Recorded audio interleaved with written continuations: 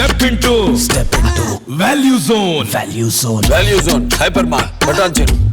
నమస్తే, welcome to Suman TV. Assembly ఎన్నికల ప్రచారంలో భాగంగా కాంగ్రెస్ 6 గ్యారంటీ స్కీమ్ని ప్రకటించి అధికారంలోకి వచ్చింది. అందులో ఒకటి మహాలక్ష్మి పథకం. రాష్ట్రంలో అధికారంలోకి రావడానికి ఈ 6 గ్యారంటీల్లో ముందుగా అందరూ ఎక్కువగా మాట్లాడుకుంది మహాలక్ష్మి గురించే. అయితే ప్రస్తుతం రాష్ట్ర వ్యాప్తంగా చర్చ అయితే నడుస్తుంది, ఈ మహాలక్ష్మి పథకాన్ని ఎప్పుడు అమలు చేయబోతున్నారా అని. ఎందుకంటే ప్రతి మహిళ అకౌంట్లోకి నేరుగా 2,500 రూపాయలు వేస్తామని చెప్పి ఈ మహాలక్ష్మి పథకంలో భాగంగా చెప్పారు. ఇదే మహాలక్ష్మిలో భాగంగా ఇప్పటికే ఉచిత బస్సు ప్రయాణం మొదలైపోయింది. 500కే గ్యాస్ సిలిండర్ అన్న హామీ కూడా ప్రస్తుతం ఉంది. సో ఎప్పటి నుంచి అమలు చేస్తారనేది ప్రస్తుతం టాపిక్. వీటిపై మాట్లాడదాం. ప్రస్తుతం మనతో పాటున్నారు Suman TV news chief editor Keshav గారు. కేశవ్ గారు నమస్తే అండి. నమస్తే గౌతమ్. సార్, ఎంత చర్చకు దారి తీస్తుందో, ఇప్పుడు అంత ఉత్కంఠకు దారి తీస్తుంది ఎప్పుడెప్పుడు అమలు చేయబోతున్నారని. సార్, అసలు ఈ మహాలక్ష్మి పథకంలో ఏమేమి ఉన్నాయి? అంటే 6 గ్యారంటీలలో మహాలక్ష్మి పథకం అనేది ఒక కీలకమైనటువంటి పథకం. అందులో 3 ప్రధానమైనటువంటి అంశాలని మేళవించి కాంగ్రెస్ పార్టీ తన మేనిఫెస్టోలో పెట్టింది. అందులో ఒకటి ఉచిత బస్సు ప్రయాణం, మహిళలకు ఉచిత బస్సు ప్రయాణం.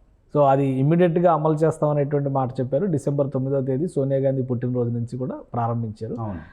0 టికెట్ ఇస్తారు. 0 టికెట్ ఇవ్వడం ద్వారా కౌంటింగ్ అయితే జరుగుతుంది. ఉచితం అంటే ఫ్రీ కాదు. ఆల్రెడీ మన ఆర్టీసీ ఎండి చెప్పేశారు. దానికి సంబంధించి పేమెంట్ గవర్నమెంట్ చేస్తుంది. అదొకటి. రెండోది, ఇంకొకటి కీలకమైనటువంటి అంశం ఇందులో 500 రూపాయలకే గ్యాస్ సిలిండర్.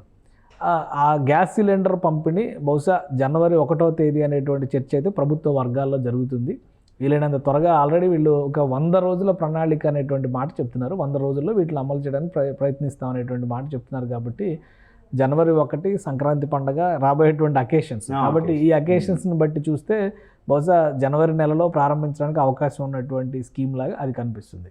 ఇందులో ఇంకొకటి ముఖ్యమైనటువంటిది క్యాష్ డిస్బర్స్మెంట్, అంటే డైరెక్ట్ బెనిఫిషియరీ స్కీమ్ ఉంటుంది కదా, ఆ విధంగా డీబీటీ కిందకు వచ్చేటువంటి పథకం. అర్హులైన పేద మహిళలకి 2,500 రూపాయలు నెలకి పెన్షన్ ఎలా అయితే చెల్లిస్తున్నారో అట్లా వాళ్ళకి భృతి చెల్లించేటువంటి కార్యక్రమం ఇందులో ఉంది. అంటే పెన్షన్తో పాటు ఇది కూడా ఉంటుంది. పెన్షన్ వేరు, పెన్షన్గా వచ్చిన వారికి ఇది రాదు. కానీ పెన్షన్తో సంబంధం లేదు. ఎందుకంటే ఏజ్ లిమిట్ ఇది 18 to 55, 18 ఏళ్ళ నుంచి 55 సంవత్సరాలు లిమిట్ పెట్టారు. 55 సంవత్సరాలు పైబడిన వరకు ఆల్రెడీ పెన్షన్ ఇస్తున్నారు. 55 సంవత్సరాల లోపల ఉండి 18 సంవత్సరాలు నిండినటువంటి మహిళలకి ఆర్థికంగా కనుక వాళ్ళ పరిస్థితులు దారిద్ర్య రేఖ దిగువనాలా లేదా గవర్నమెంట్ పెట్టినటువంటి స్లాబ్ రేటు యాన్యువల్ ఇన్కమ్ విషయంలో 3 లక్షల రూపాయల కంటే తక్కువ ఆదాయం ఉన్నటువంటి మహిళలకి ఈ స్కీమ్ అప్లై చేసేటువంటి అవకాశం ఉంటుంది అన్నమాట. ఈ 2,500ని తీసుకోవాలంటే, అంటే అర్హత రావాలి అంటే ఎవరెవరు అర్హులు, ఆ క్రైటీరియా ఏంటి సార్ అసలు? అంటే వాస్తవానికి దీనికి సంబంధించి ప్రభుత్వం ఒక 12 రిక్వైర్మెంట్స్ని అనౌన్స్ చేసింది ఆల్రెడీ. అంటే ఆఫీసర్స్కి అయితే మండల లెవెల్లో ఉన్నటువంటి అధికారులకి సర్క్యులర్ పంపించారు. ఆ రిక్వైర్మెంట్స్ ఏంటంటే దానికి కావాల్సినటువంటి వర్క్ మొదలు పెట్టేశారు. ఈ స్కీమ్ని జనవరిలో నుంచి మొదలు పెట్టాలి అనేటువంటి ఆలోచన ఉంది. కాబట్టి అంటే జనవరి 1 అవుతుందా, జనవరి 15 అవుతుందా అనేది మనం అప్పుడే చెప్పలేకపోం. కానీ జనవరిలో మొదలు పెట్టాలి. అందులో 12 రిక్వైర్మెంట్స్ ఉన్నాయి. ఆ 12 రిక్వైర్మెంట్స్ ఏంటో ఒకసారి మనం చూద్దాం. ఒకటి, wife Aadhaar card, husband Aadhaar card, ఇద్దరు ఆధార్ కార్డులు కూడా ఇవ్వాల్సి ఉంటుంది. రెండోది, ఏజ్ లిమిట్. అందులో మనం ఆల్రెడీ అనుకున్నాం 18 నుంచి 55 సంవత్సరాల ఏజ్ లిమిట్ ఉన్నటువంటి వాళ్ళు ఈ ఆధార్ కార్డులు ఇవ్వడం ద్వారా వాళ్ళ అప్లికేషన్ పెట్టుకోవడానికి అవకాశం ఉంటుంది. అప్లికేషన్కి కావాల్సినటువంటి డాక్యుమెంట్స్ ఒకసారి చూద్దాం. వైట్ రేషన్ కార్డు, వాళ్ళకి వైట్ రేషన్ కార్డు అంటే తెల్ల రేషన్ కార్డు ఉన్న వాళ్ళు మాత్రమే అర్హులని క్లారిటీ వచ్చేస్తుంది. తర్వాత ఓటర్ ఐడి కార్డు, అది ఆప్షనల్. ఆ ఓటర్ ఐడి కార్డు కూడా ఉంటే సబ్మిట్ చేయాలి. తర్వాత current bill, gas bill. Gas bill కూడా ఇక్కడ ఆప్షనల్. ఎందుకంటే గ్యాస్ బిల్లుని 500 రూపాయల స్కీమ్లో అప్లై చేస్తున్నారు కాబట్టి అక్కడ తీసుకుంటారు. ఇక్కడ గ్యాస్ బిల్లు ఉంటే గ్యాస్ బిల్లు కూడా తీసుకుంటారు.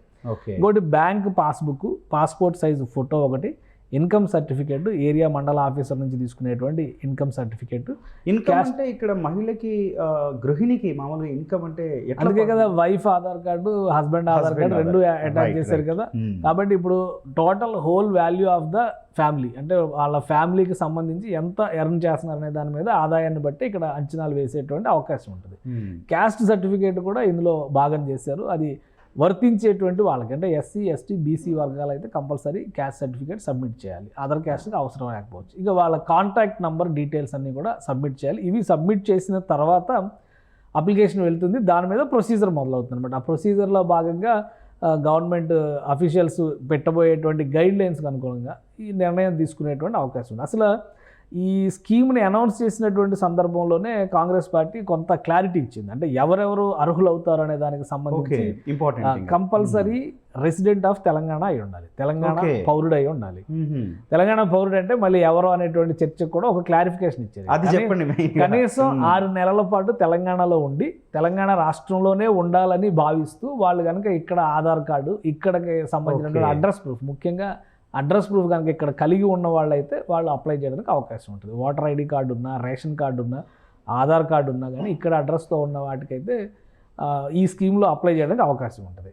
ఏజ్ వైజ్గా మనం ఆల్రెడీ అనుకున్నాం కాబట్టి ఏజ్ దానిపైన ఆల్రెడీ క్లారిటీ ఇచ్చారు. ఇన్కమ్ విషయంలో ఏంటంటే సంవత్సర ఆదాయం 3 లక్షల రూపాయలు మించని కుటుంబాలకు దీన్ని వర్తింపజేస్తారు. ఓకే, అంటే ఇప్పుడు ఎలా ఉందంటే మనం తలసరి ఆదాయం ఏమో యావరేజ్ తెలంగాణ స్టేట్ తలసరి ఆదాయం 3.5 లక్షల రూపాయల కింద చెప్తున్నాం. ఓకే, ఇక్కడ 3 లక్షల లోపు ఆదాయం ఉన్న వాళ్ళకి వర్తిస్తుంది ఇది అని చెప్పాను. అంటే అది కూడా అంచనా చూడండి, 1,50,00,000 మంది మహిళలు దీనికి ఎలిజిబుల్ అవుతారని కాంగ్రెస్ పార్టీ అంచనా వేసింది.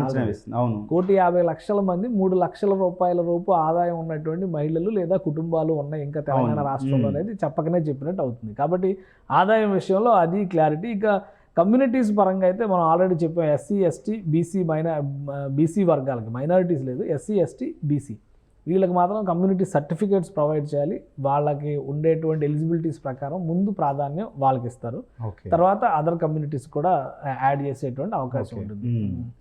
ఇంకొకటి ఏంటంటే ఫ్యామిలీ పరంగా ఇద్దరి ఆదాయాన్ని కూడా గణించేటువంటి అవకాశం ఉంటుంది. దాని పరంగా 3 లక్షల రూపాయల లోపు ఆదాయం ఉన్నవాళ్ళు అర్హులు అవుతారు.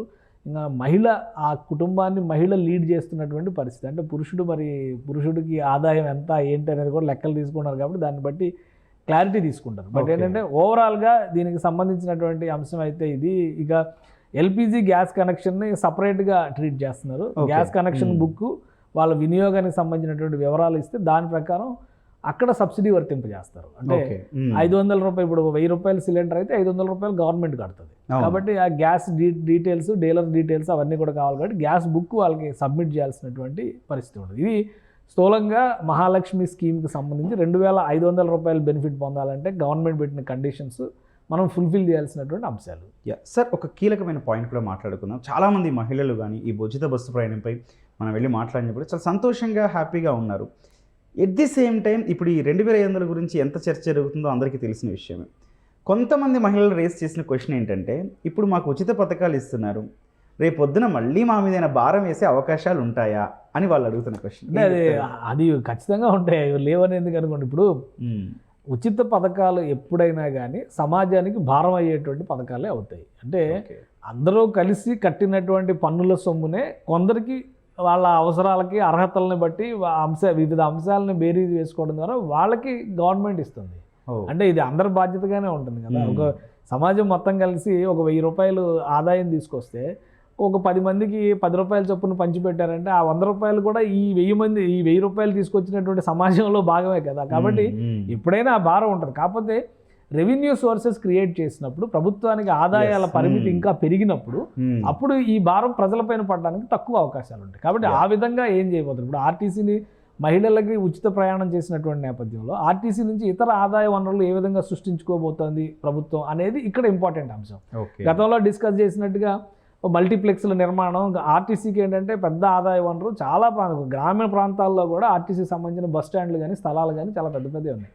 వాటిని వాణిజ్య వినియోగానికి చేయాలి అనేటువంటి అంశం ఎప్పటి నుంచో చర్చలో ఉంది. మనం ఆల్రెడీ నిజామాబాద్లో ఒక కేసు చూస్తున్నాం కదా, ఒక మాజీ ఎమ్మెల్యే చేస్తున్నటువంటి ఇది, దాని 9 కోట్లు 10 కోట్లు 20 కోట్లు మొత్తం 40 కోట్లు లెక్క తేలింది కదా ఇప్పుడు కట్టాల్సినటువంటి.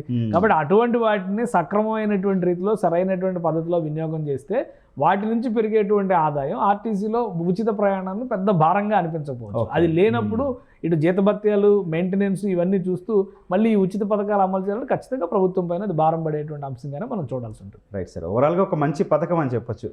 మహిళలకి ఉత్సాహం నింపేటువంటి పథకం ఏదైనా కానీ ఇప్పుడు వాళ్ళకు ఉన్నటువంటి ఆదాయ వనరులు పెంచేటువంటి మార్గంగా ఇది ఉపయోగపడితే ఇంకా ఎక్కువ ప్రయోజనవంతం అవుతుంది. కేవలం 2,500 రూపాయలు డెలివరీ అంటే వాళ్ళకి మనీ ఆర్డర్ చేసినట్టుగా 2,500 రూపాయలు గవర్నమెంట్ ఇచ్చేయడం వలన వాళ్ళ జీవితాలు వెలిగిపోతాయనో లేదా ఇంకో రకమైనటువంటి అభివృద్ధి సాధిస్తారనో మనం చెప్పడానికి ఆస్కారం లేదు.